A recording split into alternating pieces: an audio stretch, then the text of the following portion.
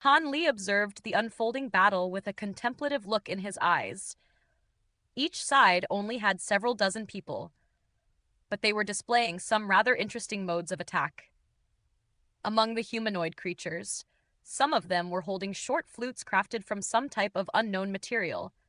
Some were holding small drums crafted from beast bones and beast hide, while others were holding copper bells, and they were playing these instruments to release bursts of sound waves.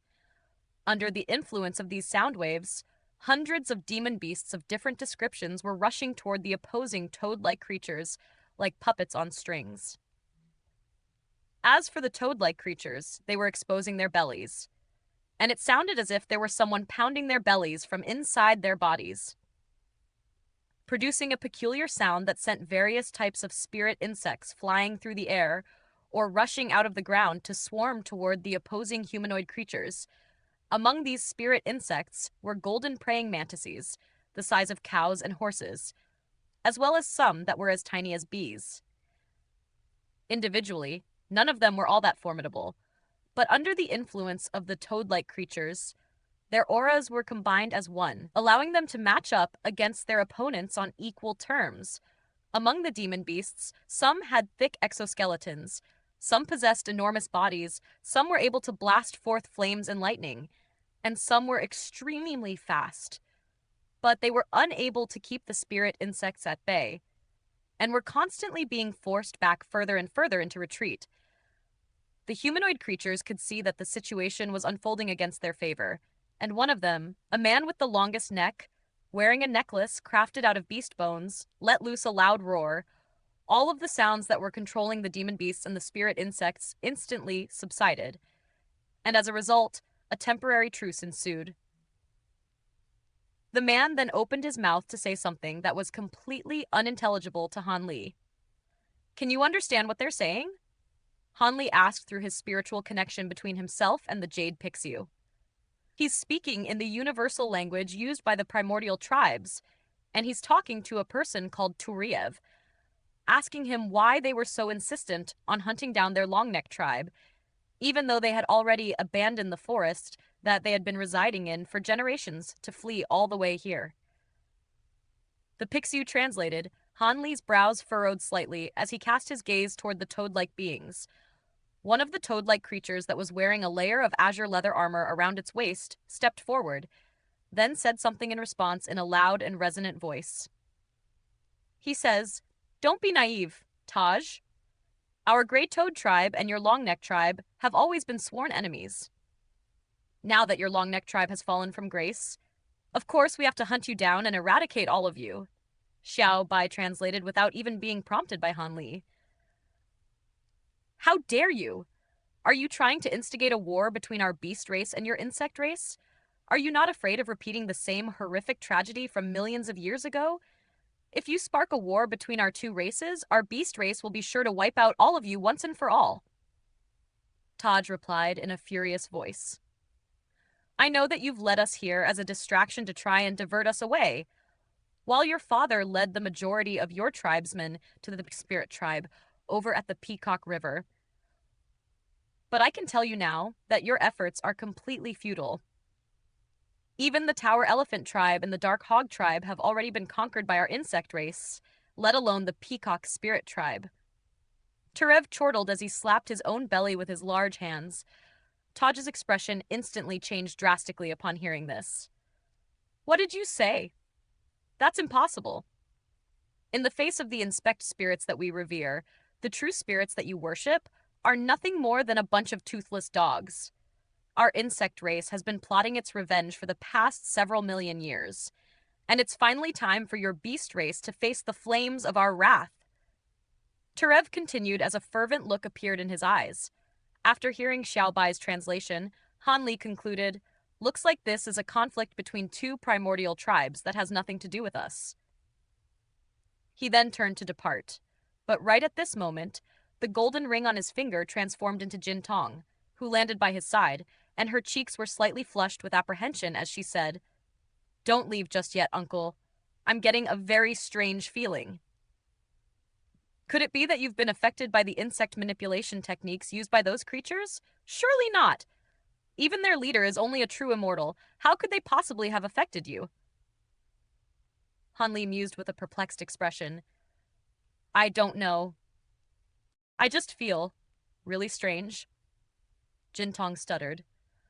As soon as her voice trailed off, a pair of golden praying mantises suddenly pounced at Hanli and Jintong from either flank before lashing out with their scythe-like appendages. Hanli immediately swept a sleeve through the air upon seeing this, releasing two azure bamboo cloudswarm swords that shot forth toward the pair of oncoming praying mantises, slicing them in half in the blink of an eye. Immediately thereafter, a swarm of black beetles converged from all directions to surround Hanli and Jintong, and some of the gray-toed beings also began to make their way toward Hanli's duo. Seeing as they had already been exposed, Hanli emerged into the clearing with Jintong. Terev took a glance at Hanli and Jintong, and his expression changed drastically as he began to speak again. And furious looks instantly appeared on the faces of the long-neck beings upon hearing what he had to say. What are they saying? Hanli asked through voice transmission. Terev is accusing the long-neck tribe of falling into depravity and colluding with humans. He says that it's no wonder that even the true spirits that they worship aren't able to protect them, and the long-neck beings are very angry to hear this, the Jade Pixie replied.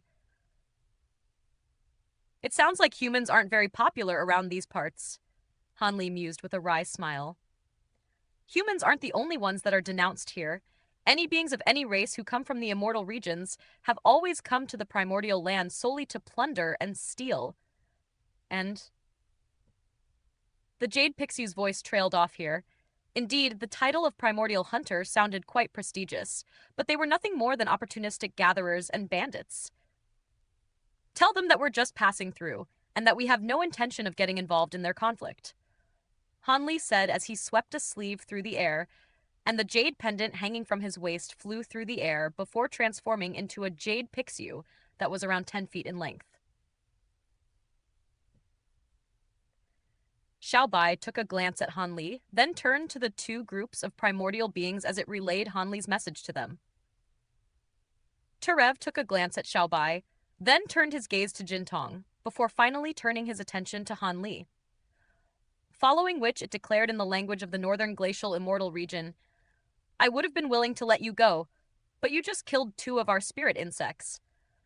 How do you plan to compensate for that? What compensation do you want from me? Hanli asked as he raised an eyebrow.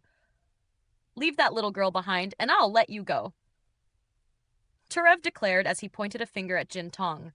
Hanli couldn't help but heave a forlorn internal sigh upon hearing this. He knew that a peaceful resolution was out of the question now. Sure enough, before he had a chance to say anything, Jintong had already stepped forward with an enraged expression as she began rolling up her sleeves. You want me to stay, do you? She asked in a cold voice as her aura began to swell rapidly.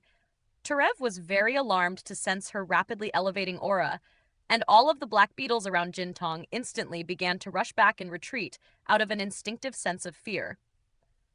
Terev took a few steps backward, before hurriedly urging all of his tribesmen to spring into action, and the other gray-toed beings immediately began to produce the same croaking sound from before, with their bloated bellies. A small portion of the spirit insects that they had summoned were still surrounding the long-neck beings, but the rest were all swarming toward Jintong. Go and help her, Hanlin instructed with slightly furrowed brows. Xiaobai immediately did as it was told, swelling drastically in size as it let loose a loud roar before pouncing at the swarm of spirit insects. The dense swarm of black beetles inundated Xiaobai in an instant, but a layer of bright white light had emerged over its body to keep all of the black beetles at bay. At the same time, it opened its mouth to release a burst of tremendous suction force, which sucked in all of the surrounding black beetles in a frenzy. Meanwhile, Taj and the other long-neck beings were discussing how to proceed. Yet, all of them had fallen silent and were staring at Xiaobai with stunned looks on their faces. At the same time, Jintong had transformed into a giant golden beetle that was slashing its front legs through the air in rapid succession, releasing streaks of translucent golden light that swept forth in all directions, shredding all of the spirit insects in their path. Turev was horrified to see this. In the blink of an eye, his army of spirit insects was on the verge of complete eradication. In contrast, Taj was ecstatic to see this, and he hurriedly began yelling something in the primordial language. The long-necked beings were instantly reinvigorated, and they began playing their instruments again, spurring on their demon beasts to attack the surrounding swarm of spirit insects. The previously orderly ranks of the gray-toed beings were instantly thrown into complete disarray by Jintong and Xiaobai, and Turev was frantically instructing his spirit insects to unleash a final wave of attacks while simultaneously instructing his own tribesmen to retreat.